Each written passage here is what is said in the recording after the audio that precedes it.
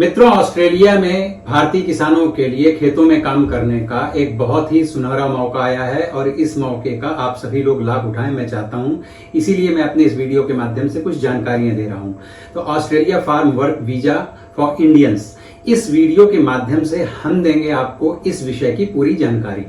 तो मित्रों, वीडियो को देखिएगा अंत तक और कमेंट करना मत भूलिएगा, क्योंकि जब आप कमेंट करते हैं तो हमें भी बहुत अच्छा लगता है। और कृपया वीडियो को लाइक तथा चैनल को सब्सक्राइब जरूर कर लेना, क्योंकि हम अपने चैनल पर इसी तरह की बहुत सारी ढेरों जानकारियों के साथ में वीडियोस लाते रहते हैं। नमस्कार बंधुओं, मैं हूं आपका मित्र शक्ति पांडे, सिडनी ऑस्ट्रेलिया से, और स्वागत करता हूं अपने यूट्यूब चैनल पर। तो वीडियो को अंत तक देखिएगा। मित्रों, आप भी ऑस्ट्रेलिया में काम करके अगर पैसे कमाने का, एक नई जिंदगी शुरू करने का सपना देख रहे हैं तो ये वीडियो आपके लिए है। जी हाँ, निश्चित रूप से ये वीडियो आपके लिए लाभदायक है। आज हम आपको ऑस्ट्रेलिया के फार्म वर्क वीजा के बारे में पूरी जानकारी देंगे। इस वीडियो को अंत तक देखिएगा, क्योंकि हम आपको इसके बारे में सबसे नई और सही जानकारी देने वाले हैं। तो चलिए, आपको सबसे पहले ये बताता हूं मैं कि ऑस्ट्रेलिया फार्म वर्क वीजा है क्या।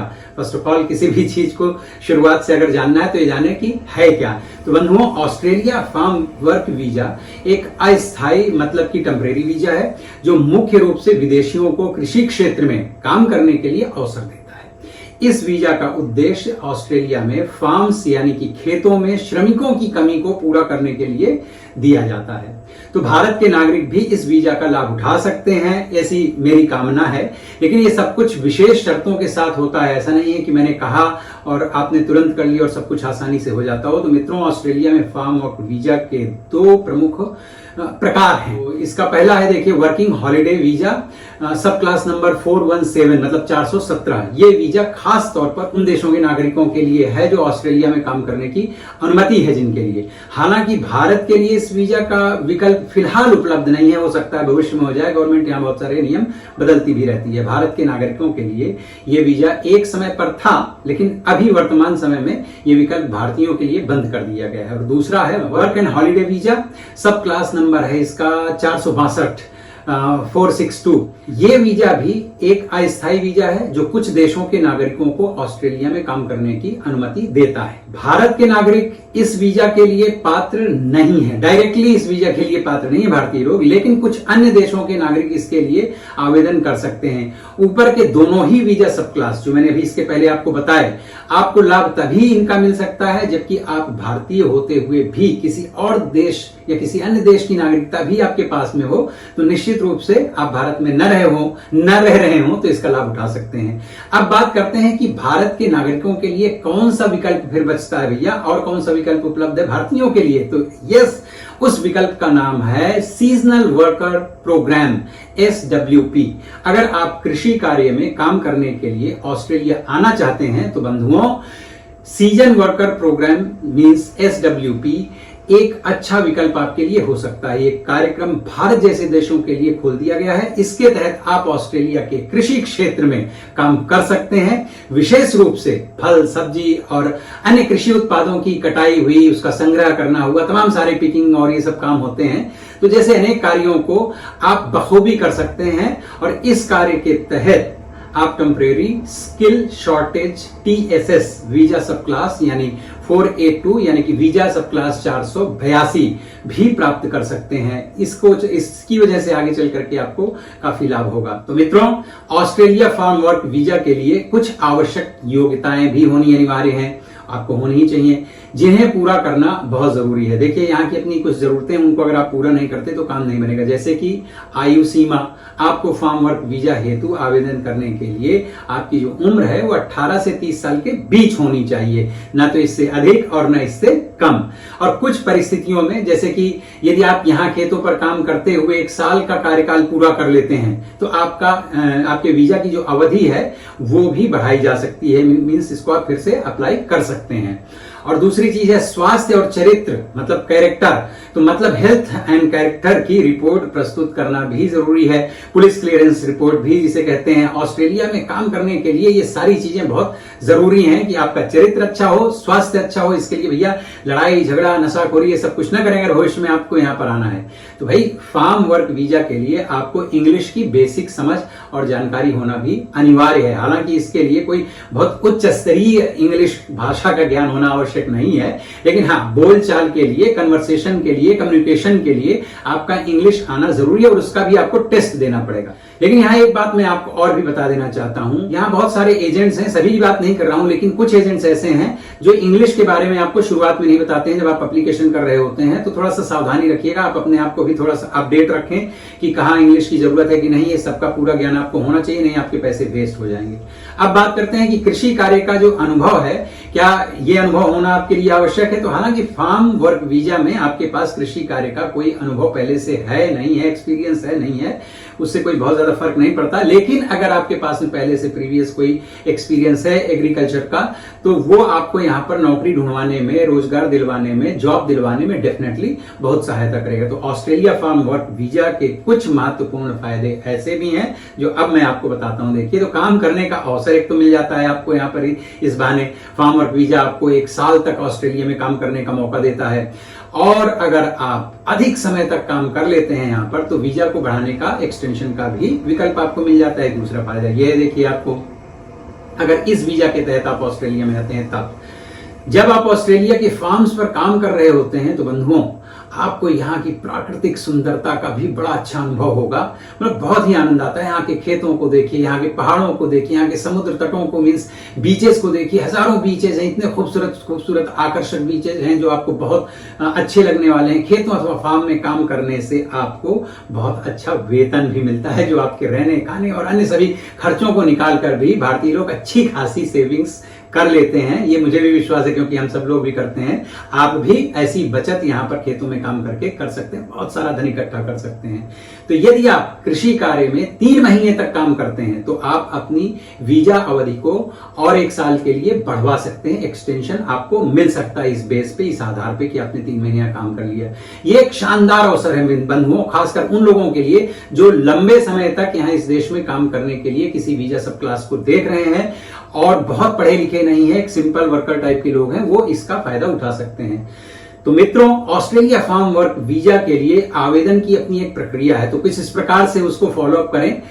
देखिए, यहाँ की एक आधिकारिक वेबसाइट है www.homeaffairsgov.com। यहाँ आपको सभी वीजा सब क्लास के बारे में पूरी डिटेल जानकारी मिलेगी, तो उसको अच्छे से गो थ्रू कर लीजिए। और जब फार्म वर्क वीजा के लिए आवश्यक जो पेपर्स हैं, जैसे पासपोर्ट है, शैक्षणिक प्रमाण पत्र है, स्वास्थ्य जांच रिपोर्ट है, पुलिस क्लियरेंस है, पुलिस क्लियरेंस सर्टिफिकेट है, सारी चीजों को तैयार कर लें और जो डॉक्यूमेंट्स मेंशन हो, और फिर सभी पेपर्स को साथ में लेकर के ऑनलाइन आप आवेदन भर सकते हैं। और कुछ इसकी फीस वगैरह भी रहेगी। हमेशा देखिए, फीस वगैरह आगे पीछे होती रहती है, इसलिए मैं उसके डिटेल्स नहीं दे रहा हूं। वो आप जब आप अप्लाई कर रहे हो उस समय आप इसको देख लीजिएगा, तो आपको सही वेबसाइट पे, मतलब सही जानकारी वेबसाइट पे मिल जाएगी। तो इस बात का पूरा ध्यान रखेंगे, पेपर्स इधर उधर ना हो और सब प्रॉपर और अच्छे तरह से आप पेपर सबमिट करें। और इसके बाद आपके एप्लीकेशन का बहुत गहनता पूर्वक यहाँ पर जांच होगी, और अगर सब कुछ ठीक है तो बंधुओं फिर आपको निश्चित समय अवधि के अंदर वीजा प्राप्त हो जाएगा, और फिर हम आपका वेलकम करेंगे ऑस्ट्रेलिया में। तो क्या आप भी फार्म वर्क वीजा के लिए अप्लाई करना चाहते हैं बंधुओं? तो कमेंट करके आप भी बताइएगा जरा कि आप इंटरेस्टेड हैं क्या, इस काम के लिए एलिजिबल हैं क्या? क्योंकि बंधुओं, ऑस्ट्रेलिया फार्म वर्क वीजा एक शानदार अवसर हो सकता है आपके लिए, यदि आप यहाँ काम करने का विचार कर रहे हैं तो। हालांकि आवेदन प्रक्रिया में कुछ समय अवश्य लगता है और कुछ शर्तें भी हो सकती हैं जिनको आपको पूरा करना पड़ेगा, और इन सबको आपको ध्यान में रख के अच्छी तरह से समझना पड़ेगा। मैं अगेन कह रहा हूं कि पेपर वर्क में आप कोई झोल झाल मत करना, क्योंकि बहुत अच्छी तरह से जांच होती है। तो मित्रों, अब आप जानते हैं कि ऑस्ट्रेलिया फार्म वर्क वीजा कैसे काम करता है और इसके लिए क्या आवश्यकताएं हैं। अगर आप भी ऑस्ट्रेलिया में काम करना चाहते हैं तो इस वीजा के बारे में और अधिक जानकारी प्राप्त करना आपके लिए फायदेमंद होगा। उसके लिए आप इनकी सरकारी वेबसाइट में जाइए और वहां जाकर के सारे डिटेल्स पढ़िए। न समझ में आता हो तो फिर एजेंट से, किसी अच्छे एजेंट से कांटेक्ट कीजिए। अगर आपको ये वीडियो अच्छा लगा हो तो कृपया भैया बंधु हाथ जोड़ के प्रार्थना है कि चैनल को सब्सक्राइब जरूर कर लीजिए। अगर आपके मन में कोई भी सवाल हो तो कमेंट सेक्शन में हमें लिख करके अवश्य बताइए। तो मित्रों, एज यूजुअल ये जानकारी वाला फर्स्ट पार्ट था मेरे इस वीडियो का, और ये वीडियो अभी खत्म नहीं हुआ है, पिक्चर अभी बाकी है मेरे दोस्त।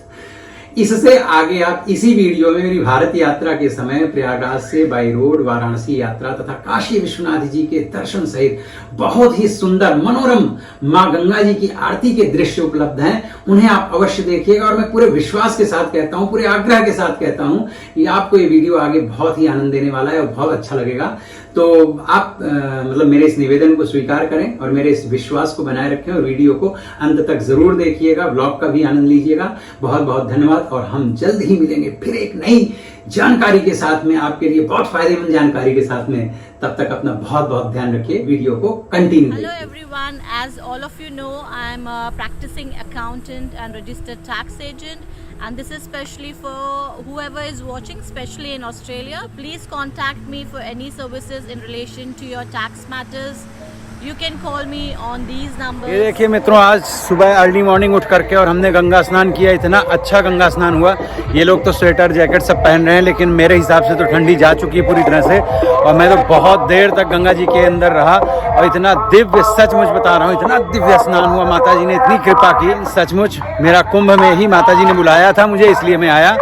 और अभी मैं महर्षि महेश योगी जी की जो समाधि स्थली है, यहाँ से हमारा बहुत गहरा नाता है एक ज़माने का, मैं आपको अभी दिखाता हूँ। वहाँ दर्शन करने आए हैं। और ये हैं, देखिए, अनिरुद्ध मिश्र जी हैं, यहाँ पे आचार्य हैं, बहुत सालों से हैं। और ये साथ में जो है हमारे मामा जी, तो ये साथ में यहाँ पे 10-12 साल साथ में रहे और ये अभी भी यहीं पे अपनी सेवाएं दे रहे हैं। तो ऊपर चलते हुए दिखाता हूँ। देखिए, महर्षि स्मारक, ये समाधि स्थल है। कभी अगर आप आते हैं इधर तो ये अरायल में गंगा जी के किनारे बना हुआ है आश्रम, बहुत अच्छा है। यहाँ इधर सब पांडाल और ध्यान हॉल, काफी बड़ा, पीछे बहुत बहुत बड़ा आश्रम बना हुआ है। देखिए मित्रों, महर्षि महेश योगी जी का स्मारक। यहाँ पर बहुत पहले जब इस मंदिर की नींव पड़ी थी, तब यहाँ पर बहुत बड़ा बनने वाला था वेद मंदिर।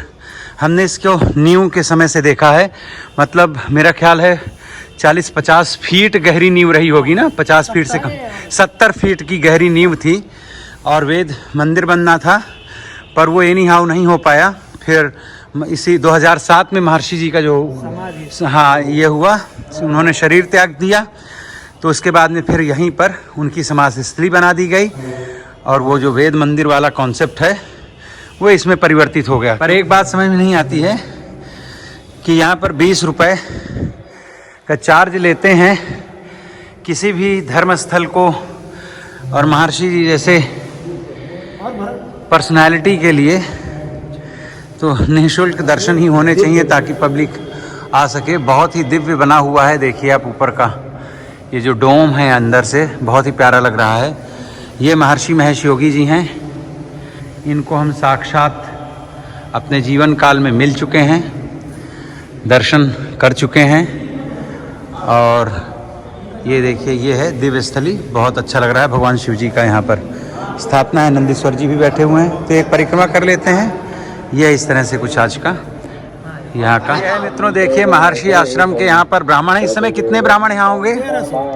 1300 के आसपास ब्राह्मण है। वैसे 1321, वैसे 1331 ब्राह्मण इस वक्त यहाँ पर हैं। देखिए इस पंडाल में, और गुरु पूजा हो रही है। जनरली यहाँ पर कितने ब्राह्मण रहते हैं? हमेशा 700 ब्राह्मण रहते हैं जो अनुष्ठान करते हैं। महर्षि महेश योगी जी की जो संस्था है महर्षि आश्रम, पूरी दुनिया भर में है, वर्ल्ड वाइड है।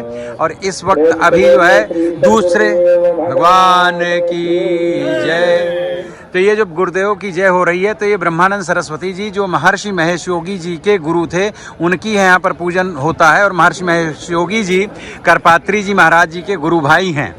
तो ये सारे ब्राह्मण बैठे हुए हैं। देखिए अभी यहाँ पर चलेगा अतिरुद्राभिषेक, क्योंकि महाकुंभ का इस समय आयोजन है। तो ये अरायल में आश्रम है। ये जो पीछे इधर सड़क देख रहे हैं, इसके उस तरफ गंगा जी हैं और इस तरफ बहुत बड़े क्षेत्र में आश्रम बसा हुआ है। तो अभी यहाँ पर रुद्राभिषेक, एक स्वर में सारे ब्राह्मण जो है रुद्राष्टाध्यायी का पाठ करेंगे। यहाँ पर ये जापक लोग बैठे हैं, जो जप करने वाले होते हैं ब्राह्मण, वो यहाँ पर बैठे हैं।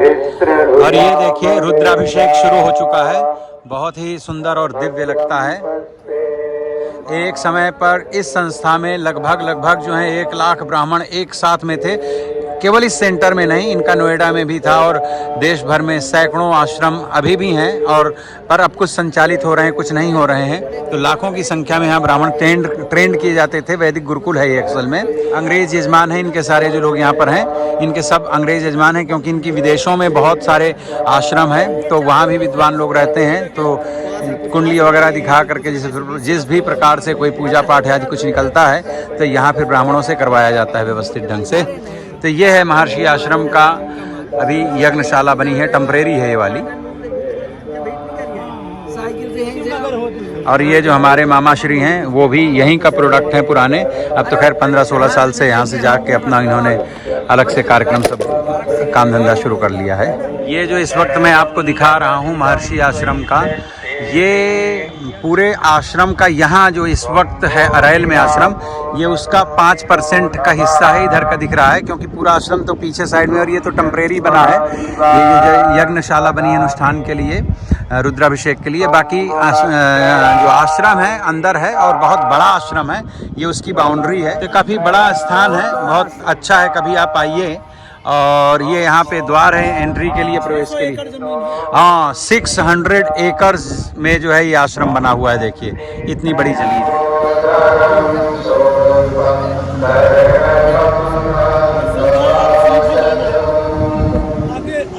तो देखिए मित्रों, हम जा रहे हैं वाराणसी प्रयागराज से, काफ़ी कुछ चल चुके हैं। बीच में पड़ा एक शहर, नाम था मिर्ज़ापुर, पर मिर्ज़ापुर में कुछ खाने वाने को जैसा मिला नहीं है, मतलब रास्ते बहुत भटके उसमें।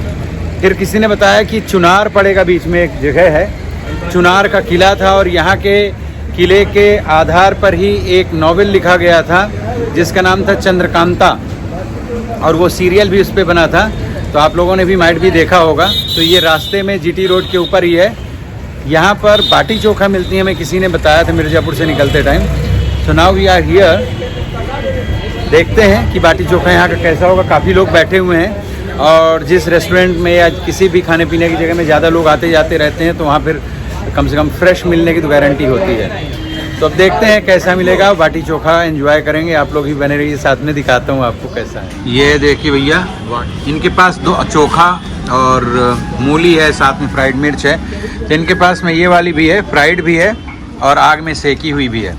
दोनों ही काफ़ी अच्छी हैं। क्यों, कैसी लगी है बाटी चोखा आपको? मज़ा आया ना? चोखा बहुत अच्छा है। कैसा लगा बेटा?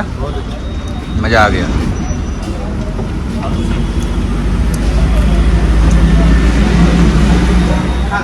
ये देखिए, इनके यहाँ पर बैगन भूजे हुए रखे हैं आग में, और ये इस तरह से बाटी जो है तो फ्राइड होती हैं। और एक आप आग में भी सेकते हो ना, वो आग वाला कहाँ पे डालते हो आप? अच्छा, अच्छा, वो अलग। तो इनके पास दोनों टाइप का है। ये है देखिए चोखा, बहुत ही मज़ेदार था यार, बहुत मज़ा आया मुझे तो, एकदम टेस्टी था, ज़बरदस्त। कच्चा तेल पड़ा है पर्याप्त। हाँ, सरसों का तेल पड़ा है, इसलिए बहुत अच्छा लग रहा था। चुनार रेलवे स्टेशन के बगल में। नाम क्या है इनका? बिहारी। आप बिहारी हो? नवादा जिला के हैं। हाँ, और वैसे बाटी चोखा तो बिहार से ही है, तो इसका तो मेन तो वहीं है। तो मज़ा आ गया यार भाई। और कितने में हुआ, कितना हुआ हमारा पैसा? 4 खाया। हाँ, 4 नहीं 12 खाया तो हमने, एक और खाया, तो 4 है टोटल। 140 रुपए में 3 लोगों ने, विद 1 बॉटल वाटर, मतलब ये किनले का जो है तो पानी भी है। और मज़ा आ गया भाई। $150 यार, इट्स नथिंग। हमारे $3 में हमने 3 लोगों ने पेट भर के खाना खाया, और वो जो हमको बहुत मज़ेदार भी लगा, स्वादिष्ट भी था, और मुझे तो अपने यहाँ का देसी खाना बहुत अच्छा लगता है। तो ये देखिए बंधुओं, इस वक्त हम पहुँच गए हैं दशाश्वमेध यज्ञ, नहीं क्या नाम है इसका? दशाश्वमेध घाट में आ गया हूँ। ये बोट में 350 पर पर्सन ये घुमाने का और दर्शन करवाने का लेते हैं, और इसने जो है 300 रुपये में डन किया है। हमारे साथ और भी को पैसेंजर्स हैं, ये लोग भी जा रहे हैं। तो मोस्ट प्रोबेबली हम लोग जो हैं आज गंगा आरती भी दर्शन करेंगे, और उसके बाद में काशी विश्वनाथ के भी दर्शन करेंगे, और जितना हो सकेगा I will show you guys, but I am ultimately enjoying it. तो इसमें 700 का जो है डबल डेकर बोलते हैं, इसमें ऊपर भी है, देखिए सीटें लगी हुई हैं, नीचे भी है। तो इसमें 700 एक आदमी का है, अदरवाइज 350 है एक आदमी का। ये है दशाश्वमेध घाट।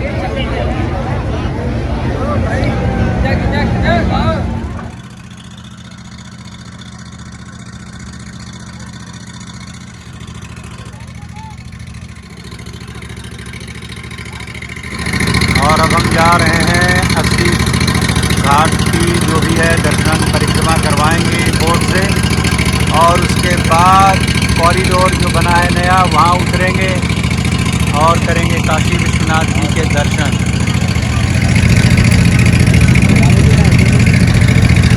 ये हैं देखिए बनारस के 80 घाट, अलग अलग घाटों के नाम लिखे हुए हैं। ये है देखिए सामने लिखा हुआ है बद्री नारायण घाट। इसी तरह से किसी घाट का कोई नाम है, किसी का और कुछ नाम है। और यहाँ बहुत सारी बोट्स हमारे आगे आगे चल रही हैं। हमारी नौका में भी बहुत सारे लोग सवार हैं और ऐसी कई नौकाएं हैं। हमारी भी नौका फुल है और सामने का दृश्य बहुत ही विहंगम है, देखने में अद्वितीय लग रहा है। सूर्यास्त हो रहे हैं, सूर्य नारायण भगवान अस्ताचल की तरफ जा रहे हैं और हम लोग बढ़ रहे हैं गंगा आरती की तरफ। और ये है देखिए गाय घाट यानी गऊ घाट है। और इसी तरह से गंगा आरती को भी हम इसी नाव में बैठ करके देखने वाले हैं। ये सौभाग्य का विषय है कि गंगा माता ने हमें बुलाया है काशी विश्वनाथ के श्री चरणों में रहते हुए माता गंगा जी की गंगा आरती में दर्शन करने का। यहाँ पे पिंडदान होता है, देखो ये बता रहे हैं यहाँ पिंडदान होता है। काशी गंगा सेवा समिति, यहीं पे गंगा आरती होगी। अभी लौट के यहीं आएंगे और कॉरिडोर यहीं पर कहीं पर होगा। भाई हम पहली बार आए हैं, मैं आज से बहुत साल पहले एक बार आया था, तब इतना कोई डेवलपमेंट तो था नहीं। गंगा मैया की जय।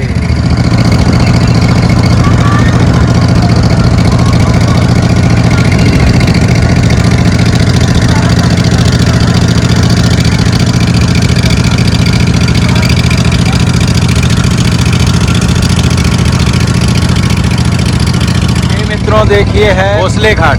ये छत्रपति शिवाजी महाराज जी के द्वारा बनाया गया है।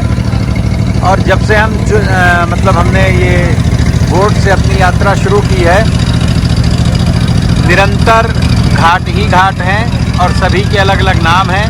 अलग अलग समय काल परिस्थितियों में अलग अलग लोगों के द्वारा निर्मित है। हरिश्चंद्र घाट है, यहाँ कभी अग्नि बुझती नहीं है, 100 जलते ही रहते हैं 24 आवर।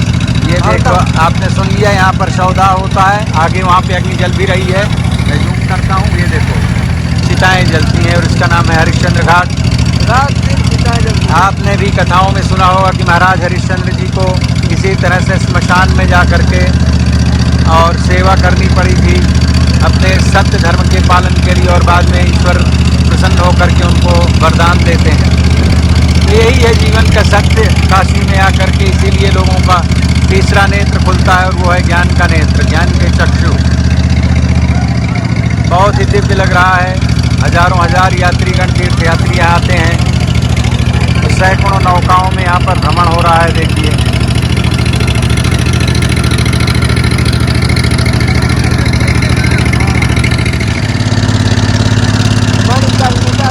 मणिकर्णिका घाट है। क्या कह रहे हैं? ये देखिए अग्नि जल रही है। ये सब तो बहुत प्राचीन मंदिर है, इनकी शैली से भी पता चल रहा है ना। ये कॉरिडोर देखिए मित्रों, काशी विश्वनाथ टेम्पल मंदिर। और ये है कॉरिडोर, यही है कॉरिडोर, यहीं से ऊपर जाया जाता है।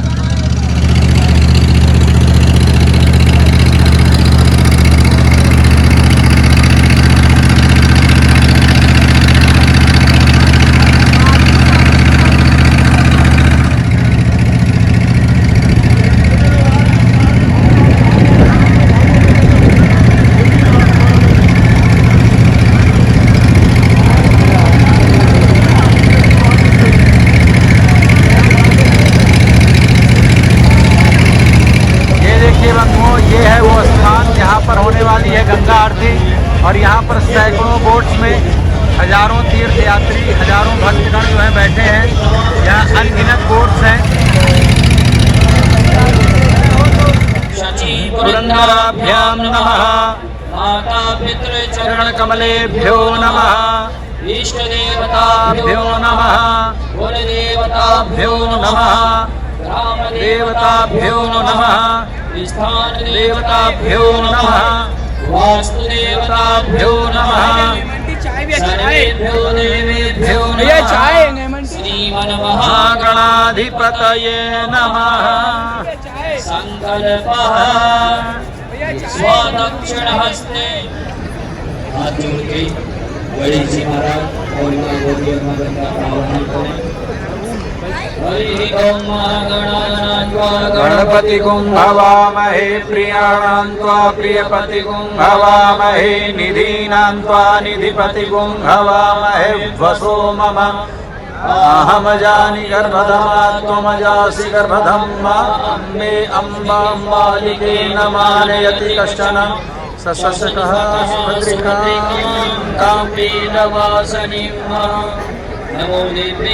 अभी इसमें देखेंगे वीडियो एडिटिंग में टाइम लगेगा अभी।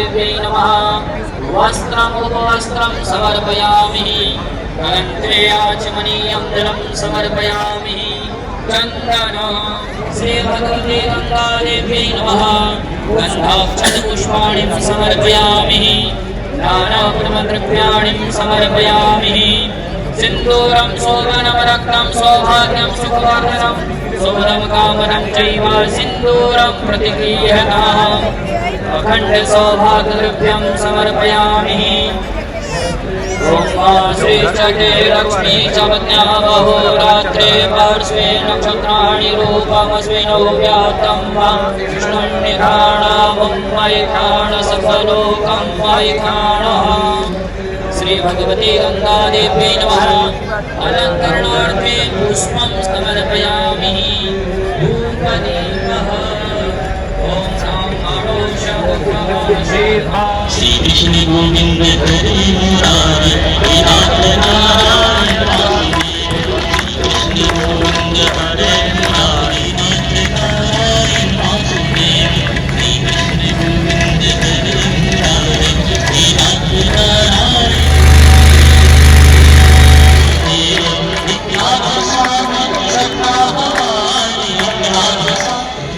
नारायण भगवान की जय, श्री श्री गंगा मैया की जय। त्वमेव सर्वं मम जीवने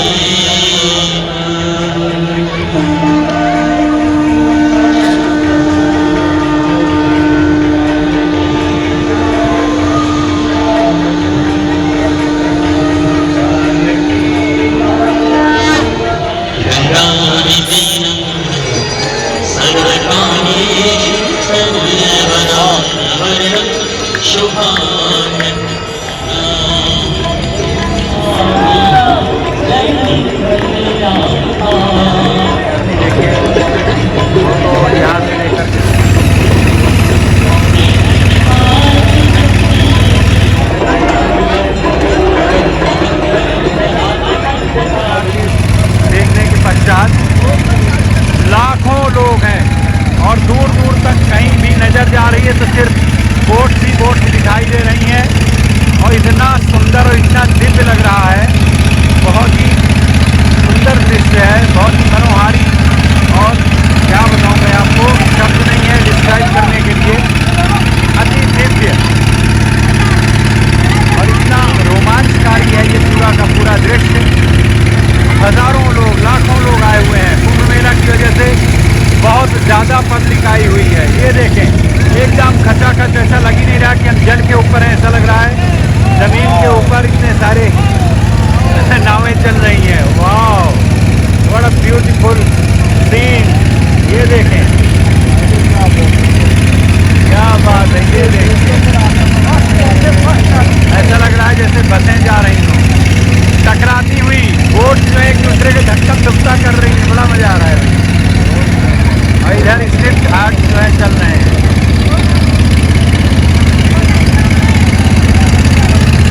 उस टाइम पे कुछ ऐसा होता है लेकिन इतनी सारी बोट्स नहीं होती वहाँ पे। मतलब होती हैं बहुत सारी नाव वहाँ पे, बोट्स होती हैं, क्रूज होते हैं, बट इतने सारे नहीं।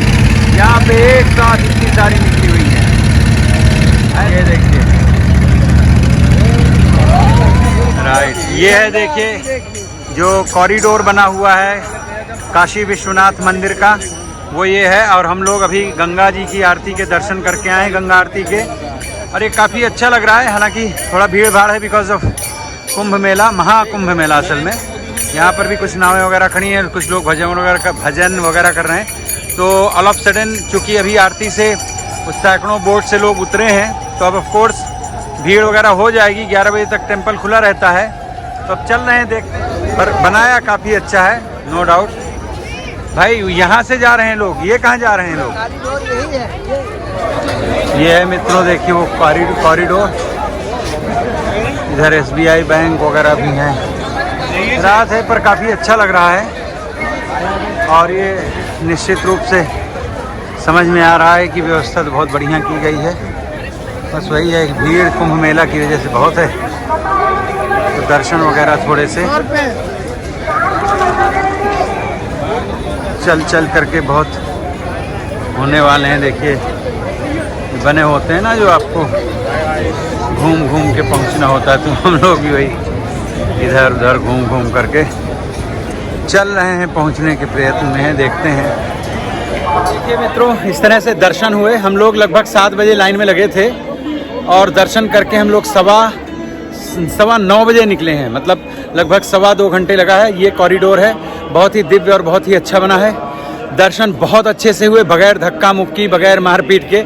यस, लाइन में ज़रूर 2.25 घंटे लगे। मंदिर का शिखर भी दिखता है। हाँ, वो मतलब थोड़ा सा था इतना, तो क्योंकि कुंभ मेला की वजह से इतनी भीड़ है। अदरवाइज लोग बता रहे थे कि आपका आधा घंटे में दर्शन हो जाते। अब मैं आपको यहाँ से मंदिर का शिखर यहाँ से दिख रहा है क्या?